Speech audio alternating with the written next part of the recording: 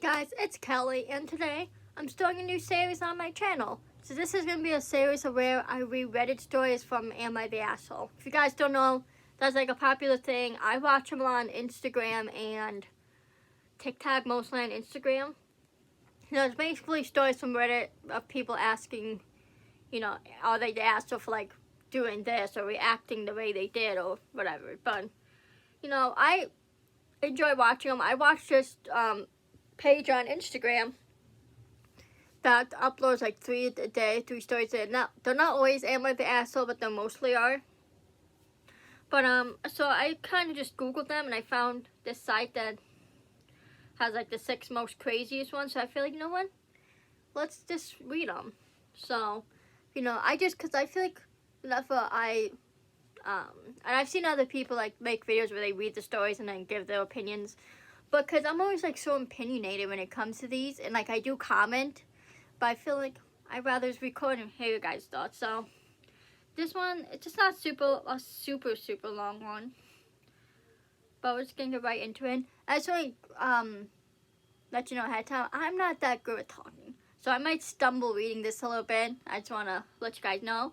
But this one is titled Pasta Sauce. Okay, this person puts, okay, this sounds dumb, but hear me out.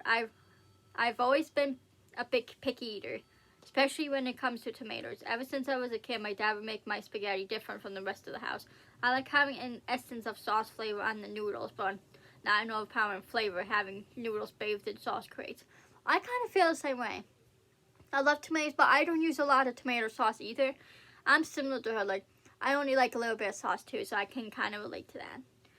So here's where it gets a bit odd. My dad would separate my spaghetti from the families after putting the sauce on, and then would rinse the sauce off with the sink and strainer. I love noodles like this.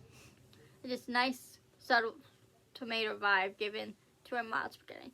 But I don't get that, because you just said he rinses it off, so he rinses off the sauce, so how is there a mild sauce on there? And why is there sauce in noodles like what my family does? Like, you don't make it.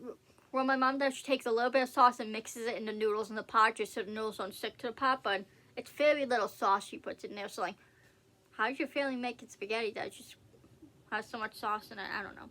Anyways, so my boyfriend, 26, has known about this since we started dating. He's always told me my food habits were cute. We have been dating for almost 3 years now and moved in together at the beginning of the pandemic so we could be in lockdown together. Ever since we moved in together, he insisted on taking charge of cooking and all the cooking-related tasks, dishes, groceries, shopping, etc. And he assigned me the role of cleaning the bulk of the apartment. We split other tasks pretty much 50-50. Sounds fair enough, sounds pretty even, Everything was perfect, and he always seemed to be making noodles the way I liked them when we had them. This was until last week when we had spaghetti. We ate and everything was good, but afterwards he started teasing me, saying things like, "You really like your pasta with an essence of tomato," and "How is your tomato essence, babe?" Always using finger quotes around the word essence. To a few times I felt something was off, so I asked him if he'd done anything different with tonight's noodles than he usually does, and he started laughing. When he finally stopped laughing, he told me the whole truth while smirking. He said, "I didn't do anything different than I usually do. I have never been making it the way you requested." Apparently the entire time we've been living together, he's just been skipping the pasta sauce on my noodles entirely. He's claiming that if I didn't notice for this long, then it shouldn't matter that he is making dinner in a way that is easier for him. I disagree entirely. I think the lying was a huge boost of trust, and so was the refusal to make dinner how I wanted. I have admittedly been acting passive-aggressive to him ever since, but he thinks he did nothing wrong, that I'm overreacting, that I need to let go. Am I the asshole? I would say you're not really the asshole. Like, I get it. It was really fucked up. He shouldn't have, lied. But me, at the same time, he is right. You didn't notice. So, I don't know. Like I said, I think the only thing he messed up on was lying. Like, I understand that could kind of get annoying to, like, have to wash off the noodles and stuff. I understand people have food aversions. Like, that's fine. But I feel like, I don't know. Like, you definitely should have told her, shouldn't have lied to her. But, how do you not notice that you had no tomato sauce? Because you can still, even if you have a little tomato sauce, you can still see the red on the noodles. The noodles are, like that yellowish color. So you still will be able to see it. So, like, kind of weird she didn't notice. You know, 'cause again, even with tomato sauce, you still see red on the noodles. Like, come on. I don't know. I think kind of they're both kind of, like, messed up in a way. Like, I need my drink. Like, yeah, he definitely shouldn't have lied. But, like, I don't know. I feel like he's kind of taken it too far. Like, yeah, he messed up. But, I mean, there's so much worse things he could have been lying about at the end of the day. Like, he didn't put sauce in his big rub. Like, it's not that serious. You know, like, I understand being mad that day. But, come on. You're still mad, like, days later or weeks later, however long. I don't know. I feel like OP is taking it a bit too far. But, anyways, let's read another one. Let me see how long this one. Ooh. Okay, this one's not too long either. This one is the performance review. I, 33M, shared 1 child, 6F from my wife, 36 female. She has another daughter, 13 female, that lives with us full time. We also have custody of our niece, 15 female. The teens are each other's best friends. They share a large bedroom, which was done at their request. The dynamic here is pretty much mom and youngest against the teens, with me being the referee between everyone. I mean, you know, teens are hard. My wife has taught the youngest she can blame others for her actions to avoid consequences. That's not good. She just says the word, one of the teens will get punished without question. There's no doubt she is my wife's favorite. I love her, but she's becoming nothing more than an entitled brat. As just a mere example, my wife and I had an appointment we both needed to attend. When we came back, it was apparent the pool had been used. They're not allowed to swim while we're on home. As the youngest divulged mommy, I was in my room coloring. I never went swimming. The teens said that was not true. She had gone swimming as well. Only the teens were punished. My wife refused to give the youngest any type of consequence. I later found her wet swimming suit hidden in the garage. My wife and I argued. I felt strongly that she needed not to only be punished for swimming, but also for lying. After relentless disagreement, I was silenced as she gave the youngest very minimal consequence. The lying, blame, and favoritism ultimately caused the teens to act out, understandably. Most of the consequences are done by giving more chores, specifically the chores the 6-year-old has. Or as recent, they were removed from music lessons as a consequence. I believe they are so frustrated they don't even care when they are verbally attacked by their mother after all unfair treatment towards them.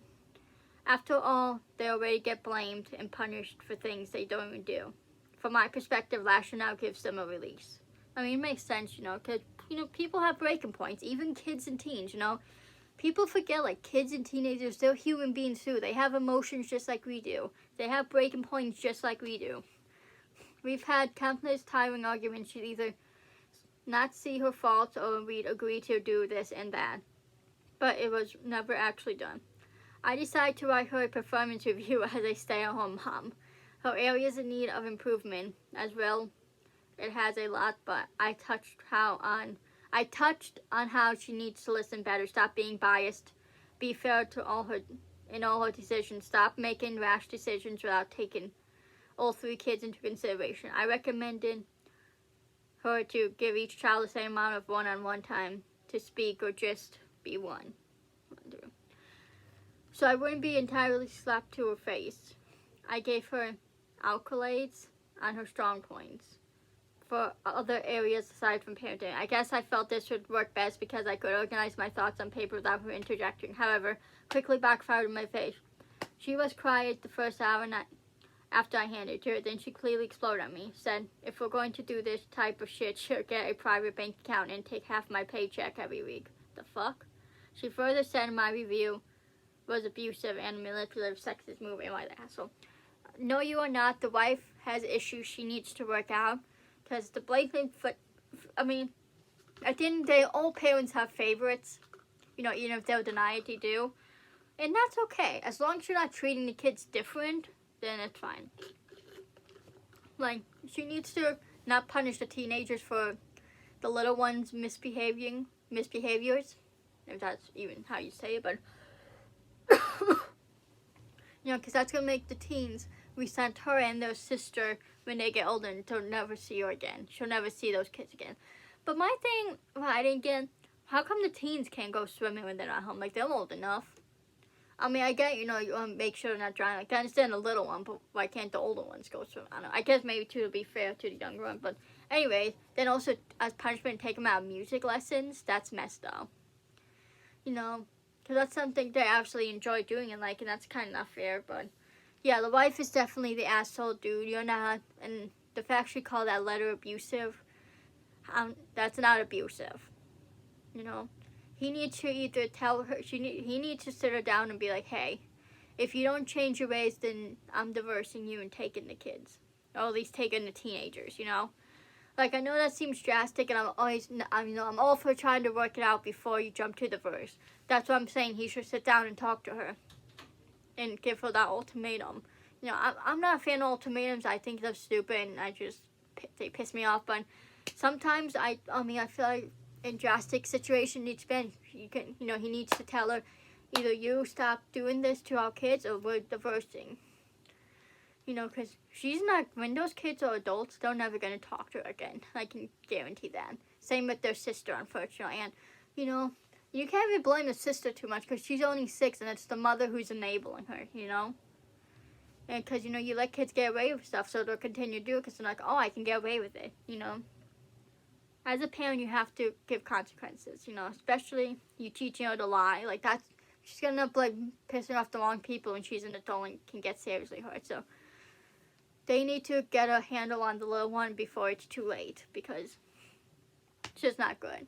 I don't know, that whole situation is crazy. There's 4 more other stories, so next video I'll read the other 2. But, yeah, it's just a crazy situation. I hope they get to work it out. You know, I hope she'll see the error of her ways and treat the kids equal, you know. But let me know you guys' thoughts on these stories, you know. And let me know if you want to see more of this new series. Again, sorry for my reading skills. Hopefully once I do it more often, it will get better. I mean, with the second story, I did pretty good reading it. But anyways, I hope you guys enjoyed. Let me know your thoughts in the comments about these stories. Let me know your thoughts on this series if you guys like it. But I love you guys so much. Make sure you check out my gaming channel too, my new gaming video for the new gaming series I'm starting. But I love you anyway so much. Follow me on my socials. Follow everyone in my description. Guys, please subscribe to me. Please like and please comment. And I will see you guys in the next video. Peace.